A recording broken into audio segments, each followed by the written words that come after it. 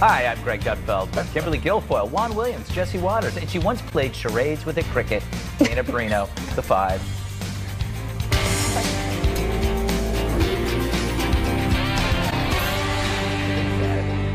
So, Sarah Huckabee Sanders was refused service at a restaurant. You may have heard about it. It was a mean thing to do, but in the new era where mean girls rule, some mean girls think it's a plus. Washington Post Jennifer Rubin wrote a piece on the lost art of shunning, in which she feels for the restaurant owner. But Jennifer, shunning's not a lost art. It was once used to ostracize people for religious reasons. It's extremism. But Jennifer hates Trump and everyone linked to him, so maybe extremism is warranted, right? Meanwhile, Maxine Waters wants more than just shunning.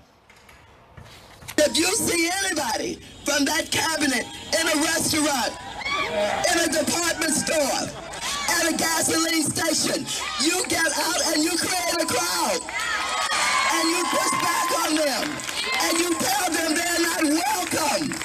You are not welcome at this gasoline station. So where will this end? Well, we saw how it started. If you vote for Trump, then you, the voter, you, not Donald Trump, are standing at the border like Nazis going, you here, you here. And I think we now have to flip it. And it's a given the evilness of Donald Trump. But if you vote, you can no longer separate yourself. Oh, what a dope. Why is the guy yelling Nazi often best at imitating one? He just branded millions of people, which opens doors to anything. And shunning is the least of it. Harassment, name-calling, violence, or coming right to your home to terrify your family. Free the kids! Free the kids! Free the kids! Free the kids! Shame! Shame! Shame! Shame! So, what if shunning went both ways? What if cops ignored 911 calls because of politics? Who do you think the police supports more anyway? Nancy Pelosi or Donald Trump? It's an easy guess. But the police would never, ever do that because they know what it means to serve the public. What's as bad as shunning? How about desiring a person's presence only as hired help? When pondering this new tribalism among restaurants, leftist Matthew Iglesias snarked, who is going to cook at Republican-only restaurants? Thank you, Maddie. Now we know the real reason liberals love Mexicans and Hondurans. They expect them to vote their way, but only after their shift's over in the kitchen. All right, Dana, should Maxine walk it back? I have a feeling she's not going to walk it back. I don't think she's going to, but Nancy Pelosi tried to. Right. So she tweeted that that's unacceptable, and that she wants to make America beautiful again. And she did take a moment to say, like, this is that people are reacting to something, meaning Trump, but she was not for the incivility. But Maxine Waters, certainly not. It's because everything is national news now. Yeah. Maxine Waters, years ago, in her district, it wouldn't have been front page news everywhere. But now you do run the risk that somebody like Maxine Waters paints everybody in the Democratic Party with a broad brush. But what she's discussing is something super unhealthy. It is obnoxious. And what I'm concerned about is for people who think this is good, what happens then if somebody feels cornered? Like, we are creatures that want to survive. If you feel cornered, you will fight back. Right. And this could escalate very quickly. Yeah. You know, Juan, I'm torn about the restaurant thing because I'm a libertarian, and I feel like you should, if you don't want somebody at your restaurant, is that more of an accepted practice because that stance is no longer tethered to causing hardship? It's not like the 60s. So if I say you can't come in here, that might be the only restaurant in town. So is this more acceptable because it's not as hard to find another place to go? Do you follow me? No, I didn't, but I'm trying. So, but were you suggesting like in the 60s this was over race? Yeah, well, and also it created a real hardship. But these days she could go to another restaurant. I'm just wondering. Oh, for a black person in the 60s, maybe there was another restaurant available. Well, yeah, that's my point. Yeah, certainly there were black restaurants you could go to. So, but that's a different story in the sense that there's a tremendous and sad history in terms of race and exclusion. I don't think, even President Trump wouldn't say there's any history of Trump supporters being excluded from restaurants. Yeah, I get. No, what I'm saying is it okay now because there are so many other options in general for people that if you say, I don't want you in my restaurant, you can go somewhere else. That's the point I'm making. You know, I don't think it was the right thing to do. And I would pick up on what Dana said. I think Nancy Pelosi said it. The Washington Post said it. Editorial board. David Axelrod, who was Obama's chief political strategist, said the same thing. Axelrod put it in these terms. He said, you know, Trump has really been rough in terms of his use of language and a lot of the kind of things he's encouraged his supporters to do.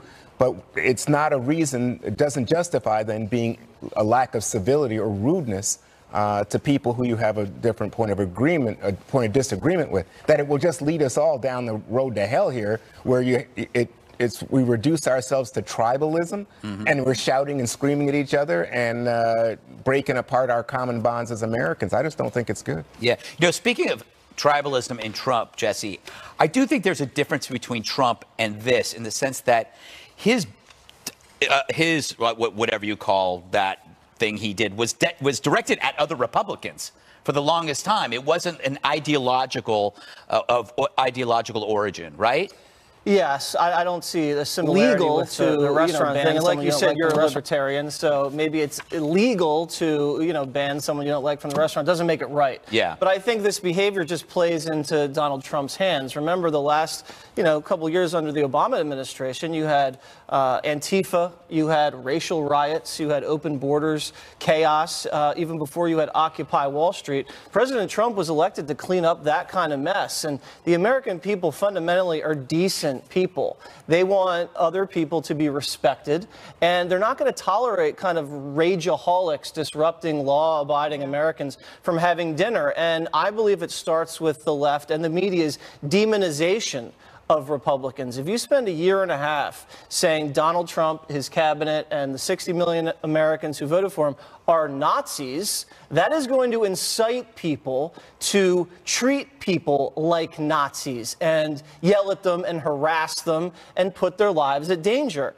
And the Nazi comparison is lazy, historically inaccurate, and it means they've lost the argument. So I believe this is happening because Trump is winning, not losing, and this is driving the left crazy. He's securing the borders, and that is a threat to the left. They can't handle it. They're not acting like they're going to win in November. They're frantic, and they're acting like they're desperate because this is all they have left. And if he succeeds and he is reelected, they have nothing. So you have the people like Peter Fonda, you have Maxine Waters, Kathy Griffin. They are literally melting down before our eyes, and there's no one in the Democratic Party that can control them, and it's just helping Donald Trump succeed. And his numbers are at record high right now. Hey, Kimberly, Charles Krauthammer just passed away. He had a phrase that we all remember, which was, as a conservative, we think they are wrong, but the left thinks we're evil. Yeah. And I think this is the problem, is that if they think that you're evil, they can do anything to you. If they think you're a Nazi, then morally, they are right to go after you. Right. It justifies the level of vitriol and, the rhetoric that is just so, repugnant to attack people or someone's family, to be able to say to somebody, you can't eat here at this restaurant, yet they fight for the cases for even, like, say, gay rights to be able to have a wedding cake made or something of that nature. So there's a real, hypocrisy latent in there. But if they feel justified, like with the Antifa and others that say, well, we're fighting against evil, against something like the devil, then they say they're justified in doing it morally and ethically. So therefore, anything goes. Like somebody like Maxine Waters calling for this, or calling to put, a child in a cage with pedophiles, making personal attacks against families, or increasing sort of the level of rhetoric and hate to say, go after them personally. I mean, can you imagine Sarah Sanders or her family going into a restaurant and you could tell somebody you can't eat there? I mean, this is so far like going back, in time. This isn't moving forward in terms of civility of discourse and disagreeing with somebody versus, hating their guts and saying, I can do anything to you, whether it's rhetoric or whether it's physical violence, to justify my cause because of, who you are and what you stand for. But I don't think, let me just say, I don't think this started before. I think a lot of this is out of Trump's rhetoric and the way that Trump speaks and Trump policies. And so I didn't see this happening under Obama. I don't remember this happening even when there was anger, remember George W. Bush about not finding weapons of mass destruction and crude things about blood flow. But I don't remember this kind of acting out on either side. But what you have now is, I think people focusing on this and not on the policy. And a lot of people, in fact, most Americans don't like separating children from parents. And that's what all this is about. Well, they could have solved that problem, but crying Chuck Schumer refused to act in the Senate and did nothing about it and waited until it became a hot-button issue to hurt President Trump. And I don't think it's fair to criticize Donald Trump for people treating the people that work for him like animals. That's not right. It's not Trump treating the people that work for him. No, when people protest Sarah Huckabee Sanders, you can't blame that on Donald Trump, which you just did. I think that's unfair, and that's on them. That is on them. That is not on Donald Trump. If you go to a Donald Trump rally and Donald Trump is standing up there and saying, "I'll pay legal fees if any of you want to beat up some of these people," I mean, what is going on? We all know now that the people swinging were paid protesters How about from the DNC. Donald Trump saying, "Oh, if Hillary Clinton is elected and points a Supreme Court judge who does anything to your gun rights, well, I guess you Second Amendment people have to take." I mean, come on. But there hasn't been examples of radical, violent, and hateful Trump supporters disrespecting people in public places like restaurants, like is happening on the other side. Oh, what do you call that lady getting run over a year ago in Charlottesville, Jesse? I think that I wouldn't blame Donald Trump for that. I would blame that individual for that. I see. Very interesting. The problem is, how do you blame the restaurant owner? Nobody in the Democratic Party told the restaurant owner what to do. Wait a second. The people on the Democratic Party have been calling Trump a Nazi and saying, and like Maxine Waters saying, I encourage you to go call people out to their face and refuse them service. I think we can. I blame her. I think the whataboutism thing can go on forever. You can go from Charlottesville. You can go back to Scalise, Kathy Giffords. You can go back to protesters calling Vietnam vets baby killers. You can go as far back as that. It doesn't. I mean, it doesn't help. Coming up, former DHS Secretary Jeh Johnson kills the latest liberal talking point with his new comments about the Obama administration's migrant detainment policy. Plus, our 23andMe results are finally here. What a surprise. I ain't got you, and you're just my kind. I need a little girl to ease my troubled mind. To ease my troubled mind. Maybe we should make it. A stunning admission coming from former Obama DHS Chief Jeh Johnson, telling our very own Chris Wallace on Fox News Sunday that the Obama administration embraced many of the same policies that President Trump is currently being criticized for. We expanded family detention. We had then 34,000 beds for family detention, only 95 of 34,000 equipped to deal with families. So we expanded it. I freely admit it was controversial. We believed it was necessary at the time. I still believe it is necessary to maintain a certain capability for families. We can't have catch and release. And in my 3 years, we deported or repatriated or returned over 1 million people. The president also doubling down on his attacks against Democrats on immigration. We want to have a great immigration. What we have is very simple. We want strong borders and we want no crime. The Democrats want open borders, and they don't care about crime. All right, Dana, we were talking about the communication just a second ago, listening to that. Well, I think like the president today, when he said strong borders, no crime, they want open borders and more crime. Like, so he's defining the issue on his terms. He has the bully pulpit, and it'll be effective, and the Democrats will have to try to counter that, and I'm sure that they will. And so from that communication standpoint, I think very good. I also think, though, that even though it is true that the previous administration had the separation policy as well, Jeh Johnson being very honest, saying we can't have catch and release, that doesn't make sense. But I think that we have to explain that the White House should have explained all of this before. They didn't have a plan to do that. Then, when they do the zero tolerance policy, the scale of how many families were going to be separated went zoop like this. And then they're like, but Obama did it too. And it's like, well, no, that's not. Yes, but you have to talk about the scale of it. And now the president, and we talked about in the previous segment, I didn't have a chance to say that actually you can get the president to change his mind. Yes. And the president did that last week. He said, okay, fine, we're going to take this back, try a different executive order, but you have to work with me on something else. And so if people were willing to come to the table, there is a path forward to get this done. And I think it is really necessary because not only do you have this separation issue and now Customs and Border Patrol not referring for prosecution, but a confusion there with the Justice Department. It is not locked down and solid yet, and then the reunification issue is going to dog them for a while. So I think on the communications standpoint for defining the issue, defining his opponents, excellent. But on this communication issue going forward, they're not done yet on the family separation issue. Yes, and then McCall was on as well, talking about a way and a path forward for citizenship. Yeah, he's a great guy to work with. Yeah, he's a quite reasonable individual. He's able to cross, party lines and work in a bipartisan fashion, which could also be persuasive to different factions. Greg, what do you think of the president's messaging here? He's a master of simplifying, the message and getting that out there, whether it's build the wall or saying, we want borders and less crime, no crime. I think the other arena he could tackle is the effect on the economy. And talk about the economy and jobs. I think there are a lot of people like Mickey Kaus who have a lot of good data on and it's something that is less emotional than this other stuff, and it affects everybody who's, if you want to have a strong economy and jobs. There's data that shows that that's negatively affected by uncontrolled immigration. This issue is not new. There were, I don't know how many thousands of kids unaccompanied that came into the country under Obama. I don't know. 2014 was a lot. It was like between 90 and 120,000, something like that. So the only different variable in this outrage is who is in office.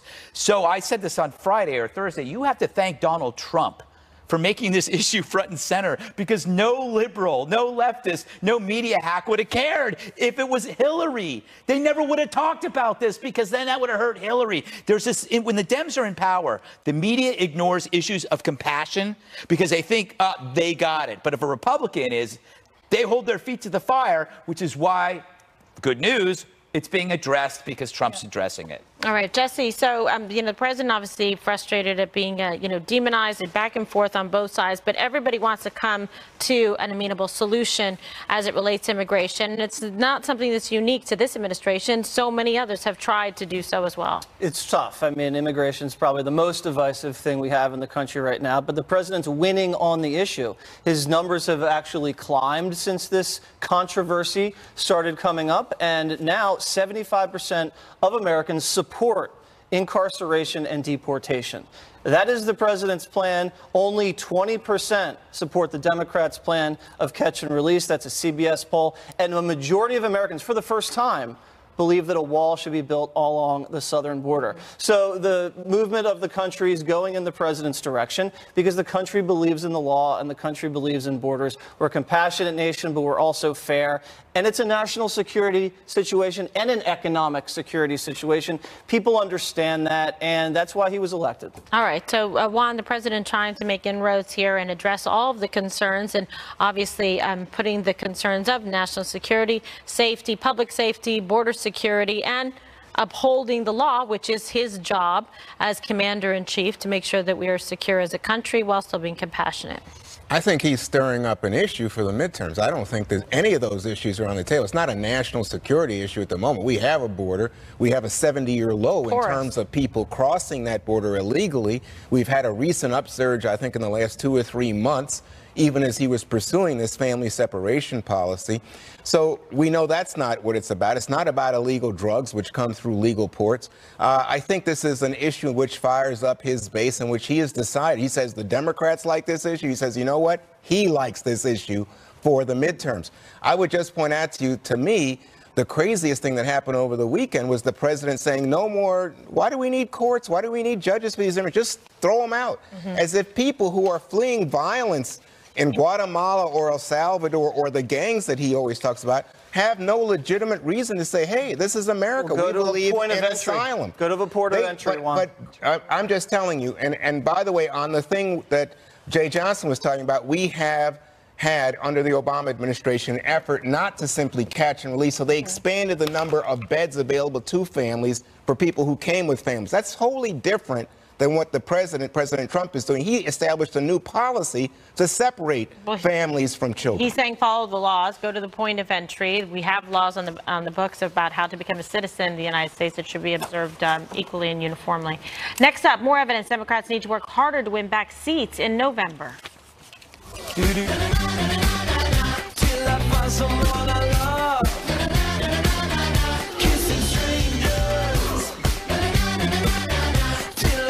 Have to wait so long, and would Is the Trump bump real? More positive numbers rolling in for the president. A CNBC poll shows for the first time a majority of Americans approve of Mr. Trump's handling of the economy. And after hitting a high with a 45% approval rating from Gallup last week, Trump has gone back down now to 41% approval rating this week. At 41%, he's up about 2 percentage points from the average of his entire term. And Democrats' generic ballot, well, their midterm edge has slid again, this time to just 4% in a new CBS News poll. Jesse, what do you make of all this? Before we get to this poll, I can't resist bringing up another poll by Quinnipiac. President Obama named worst president since World War II.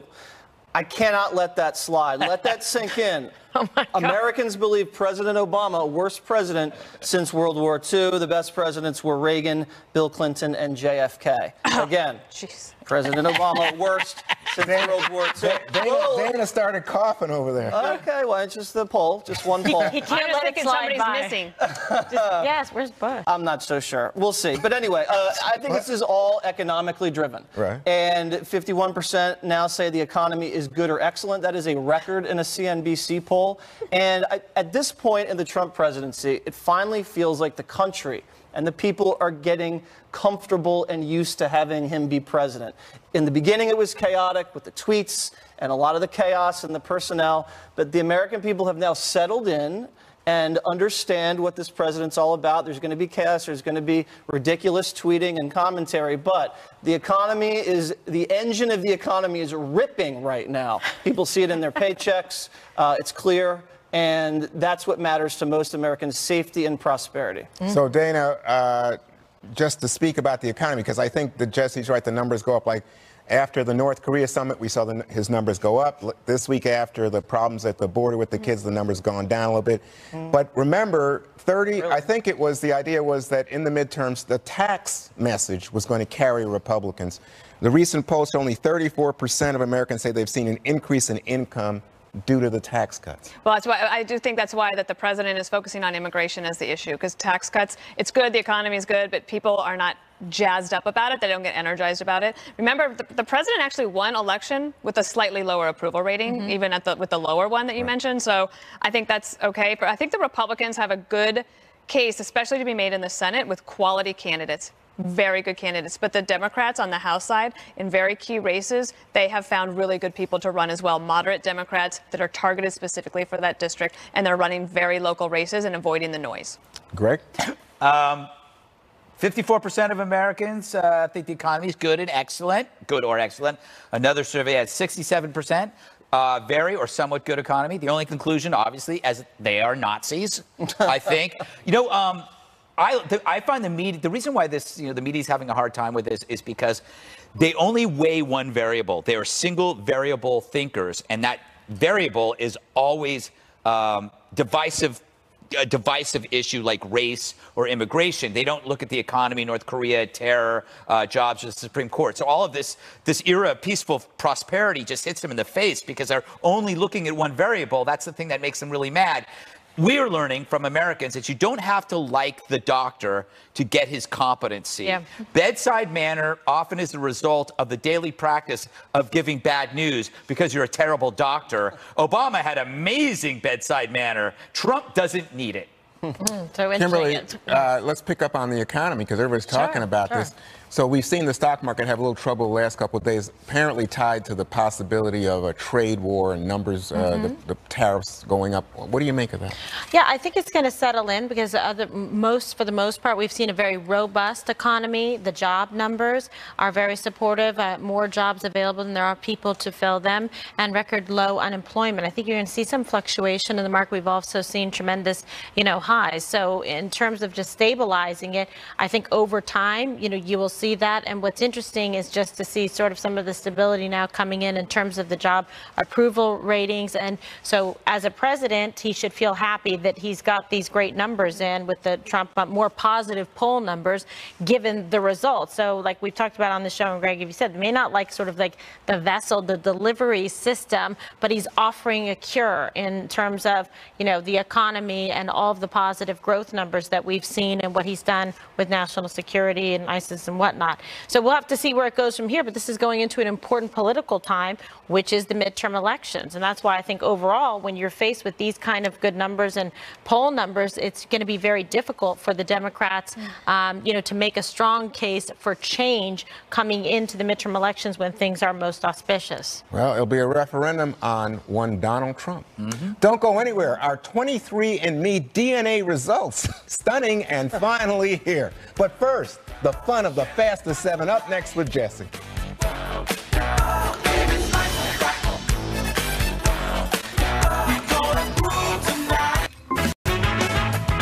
Welcome back. Time for the fastest 7. First up. Last week, we told you about NBC Tonight Show host Jimmy Fallon's feelings of personal regret over a hair-tussling 2016 interaction with then-candidate Donald Trump. I made a mistake. I'm sorry if I made anyone mad. And looking back, I would do it differently. The president is now telling Fallon to man up, tweeting, Jimmy Fallon is now whimpering to all that he did the famous hair show with me, where he seriously messed up my hair, and that he would have now done it differently because it is said to have humanized me. He is taking heat. He called and said, monster ratings, be a man, Jimmy. What do you think, Greg? My favorite part is that after that, Fallon tweeted, like, I'm donating to this charity. And the next tweet was, that's great, Jimmy. But it was from Jimmy's other account that he had. So he was actually congratulating himself, which was kind of funny. That's never good. Yeah, that was actually, that didn't work out well. Be a man, Jimmy. What do you think, Juan? I don't understand. It seems to me Donald Trump loves to fight somebody and to have somebody to pick on all the time. Well, he's got plenty of choices. And he just goes, because Jimmy Fallon actually, he saw a dip in his ratings, and we've seen Stephen Colbert now ahead of Jimmy Fallon most likely. I think that's what this is about, but the president loves to get in any schoolyard fight. And usually wins. All right, Roseanne Barr getting emotional in her first interview since being fired from her namesake show over a racist tweet she sent out about Valerie Jarrett. I've lost everything, and I regretted it before I lost everything. I am not a racist. I'm an idiot. I am willing to accept whatever consequences this brings because I know I've done wrong. Meanwhile, ABC is moving on without its big star, announcing last week that it's going forward with a Roseanne-free spinoff show called The Conners. I kind of like that. I'm an idiot. That's what she says. Right. Well, I think let this be a lesson. Like when you start looking at conspiracy news websites, stop yourself. Get off of them. Do not believe that stuff and move on. An interesting choice to go on the show. What was this? The Shmuley podcast. Oh, Rabbi Shmuley. Yes, Kimberly. Yes. What do you think about that choice? Yes, Kimberly. It has a religious bent to it and connotation. So I think she's saying that, I'm a human being. I made a horrible mistake. I'm very sorry for it. I'm not a racist. But she's saying, look, it was an awful thing to say. She wasn't thinking. So she called herself an idiot. I mean, it's pretty revealing. And she's throwing herself out there. It's the right thing to do, to apologize and to say that it was wrong. She's not trying to justify it. So we'll see how it plays. At least she knows she has said that. And I think that's important for her to have done. Whether it's accepted or believed or not is for the receiver. What do you think, Juan? You accept her apology? I believe in repentance. I believe in forgiveness. I'm a Christian, so yes. I'll go for it. But let me just tell you, I think when you go around calling people apes and say, "Oh, I'm not a racist," by that standard, nobody's a racist. Yeah, that's a tough one to recover from in modern day America. Greg? I forgive everybody. I forgave Joy Reid, Joy Behar. I don't forgive people who advance violence, like Peter Fonda. And I saw a couple of people that when they take pleasure in somebody's career being over. Saw that this morning on Fox News. They had some guests on. I can't think, 2 guys, and they were like laughing that her career was over. And I just thought, you know what?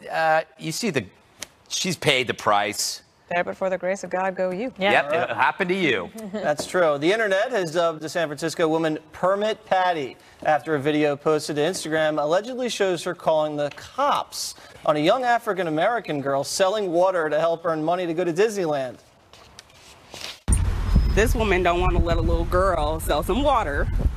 She calling the police on an 8-year-old little girl. You can hide all you want. The whole world gonna see you, boo. Yeah, and illegally selling water without a permit? Yeah. On my property. It's not your property. The woman, later identified as Allison Edel, says she made a mistake would like to apologize to the little girl and offers her rationale for calling the police in an interview on the Today Show. I tried to be polite, but I was stern. And I said, please, I'm trying to work. You're screaming, you're yelling. And people have open windows. It's a hot day. Can you please keep it down? Come on, Permit Patty. This combines everything I hate about life. Permits. Right. Permits. Why do we have permits at all? It's stupid. Hall monitors who need to police other people's actions, like her calling this on this poor girl. And then the use of social media to turn a local story into a national one. Communities used to solve these things on their own. Now it's the court of public opinion. Yeah. What a nerd, right, Dana? Him? No. How dare you? I was just thinking, like, this would have been a story before, and she would never have gone on the Today Show and apologized. And I know it's annoying when you're trying to work and people are yelling outside, but, like, does it really need to be a national news story? I think it does. I think they should lead every show. In fact, he just made it one. That's right. And she knew she was way out of line because she's ducking and hiding from the woman trying to expose her, Juan. Well, I mean, especially among you guys and conservatives, definitely anti-permit, no question, right? Libertarian. Deregulation. Is my libertarian friend. You should sell everything, loose cigarettes, you name it, you should sell it. I'm Remember for that? it. The guy that got choked? Yeah, I know. Died? Regulations cause more problems. Like Lucy's or whatever. Anyway, Permit Patty. She had the name perfect. Not to be confused with Peppermint Patty. We don't want her disparaged. That's right. She was well. They are finally here. Our 23andMe DNA ancestry results are in.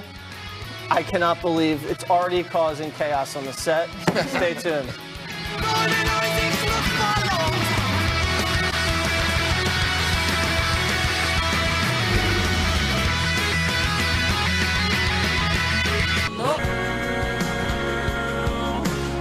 So it's the moment we've been waiting for. Thanks to 23andMe, we finally all know the truth about our heritage. After spitting into some test tubes and sending them to the lab, we have the DNA results. Enough talk, let's get to it. Greg, do you have any surprises? Well, it turns out I've been fingered in a dozen unsolved murders.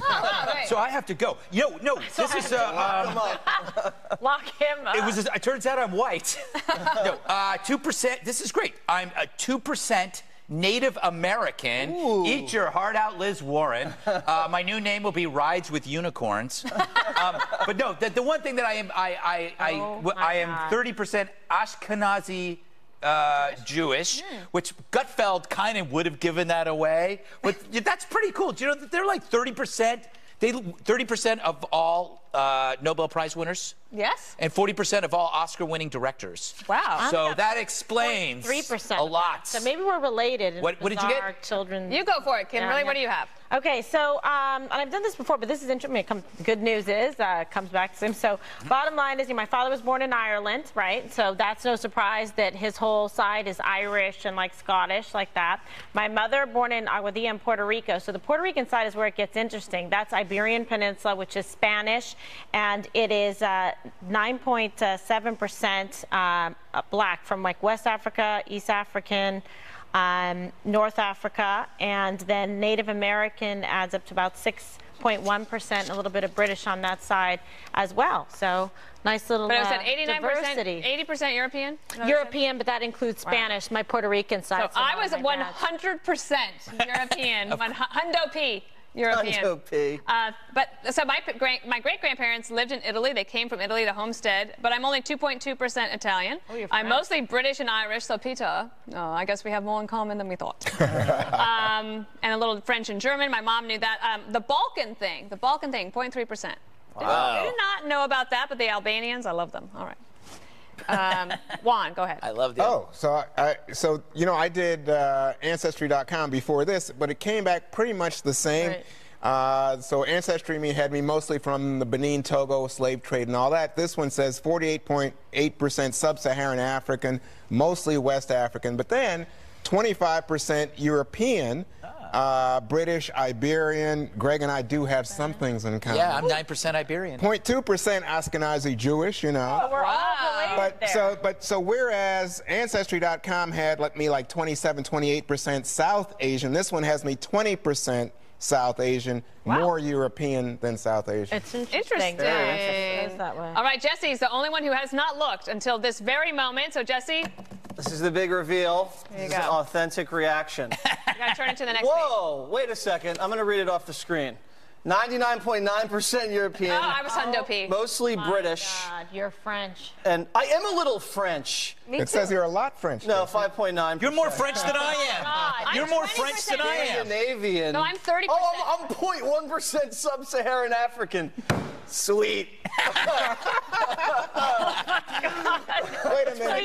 So you're related to me and Juan. Yeah. So when One big happy family. when I call you a frat bro, now brother from another mother, right? check it out, Interesting man. stuff. Oh my There God. it is. Interesting. So you see how like people migrate, how people migrated all from around and got to where they are now. That's a good way of putting Yes, it. okay. This is astrology for people who like science. Yes. Now you can pick through it and find out more and more information about your loved ones. Doesn't it show, though, that overall people are more related than, you might think we all That come is from actually, I love different that. places, and I All think right, that's nice. thank you 23andMe for that. One more thing is up next. Feel like a hard to get scarlet when I'm driving, turning every head. Hell, I ain't even trying. So it's the moment we've been waiting for. Thanks to 23andMe, we finally all know the truth about our heritage. After spitting into some test tubes and sending them to the lab, we have the DNA results. Enough talk, let's get to it. Greg, do you have any surprises? Well, it turns out I've been fingered in a dozen unsolved murders. Oh, wow, great. So I have to go. No, this is Lock him up. it turns out I'm white. No, 2%. This is great. I'm a 2% Native American. Ooh. Eat your heart out, Liz Warren. My new name will be Rides with Unicorns. But no, the one thing that I am, I am 30% Ashkenazi Jewish, which Gutfeld kind of would have given that away. But that's pretty cool. Do you know that they're like 30%? 30% of all Nobel Prize winners. Yes. And 40% of all Oscar-winning directors. Wow. So that explains 3%. a lot. So maybe we're related. What did you get? Children. You go for it, Kimberly. What do you have? Okay, so and I've done this before, but this is interesting. Good news is it comes back to him. So bottom line is, my father was born in Ireland, right? So that's no surprise that his whole side is Irish and like Scottish, like that. My mother born in Aguadilla in Puerto Rico. So the Puerto Rican side is where it gets interesting. That's Iberian Peninsula, which is Spanish, and it is 9.7% black from like West Africa, East African, North Africa, and then Native American adds up to about 6.1%, a little bit of British on that side as well. So nice little But it was at 89%, diversity. 80% European? European, but that includes Spanish, my Puerto Rican side. So I was 100% European, Hundo P. European. Hundo P. But so my great-grandparents lived in Italy. They came from Italy to Homestead, but I'm only 2.2% Italian. Oh, you're I'm French. mostly British and Irish, so Peter. Oh, I guess we have more in common than we thought. And a little French and German. My mom knew that. The Balkan thing, 0.3%. Wow. Did not know about that, but the Albanians, I love them. All right. Juan, go ahead. I love the. Oh, so I did Ancestry.com before this, but it came back pretty much the same. Right. So Ancestry had me mostly from the Benin, Togo, slave trade and all that. This one says 48.8% sub-Saharan African, mostly West African, but then 25% European, British, Iberian. Greg and I do have some things in common. Yeah, I'm 9% Iberian. 0.2% Ashkenazi Jewish, Oh, we're all related there. So whereas Ancestry.com had me like 27, 28% South Asian, this one has me 20% South Asian, more European than South Asian. It's interesting. Interesting. Yeah, it is that way. All right, Jesse's the only one who has not looked until this very moment. So, Jesse, This is the big reveal. There you This is an go. authentic reaction. you got to turn it to the next page. Whoa, wait a second. I'm going to read it off the screen. 99.9% European. Oh, I was Hundo P. Mostly British. God, you're French. And I am a little French. It says you're a lot French. No, 5.9%. You're more French than I am. God. You're I'm more 20% French than I am. Scandinavian. No, I'm 30%. Oh, I'm 0.1% sub-Saharan African. Sweet. Wait a minute. So you're related to me and Juan. Yeah. So when One big happy family. when I call you a frat bro, now brother from another mother, right? check it out, man. Stuff. Oh my There God. it is. Interesting. But you see how like people migrate, how people migrated all from around and got to where they are now. That's a good way of putting Yes, it. okay. This is astrology for people who like science. Yes. Now you can pick through it and find out more and more information about your loved ones. Doesn't But it show, though, that overall people are more related than, you might think we all that come is from actually, I love different that. places, and I All think right. that's nice. Thank you, 23andMe, for that. One more thing is up next. Feel like a hard to get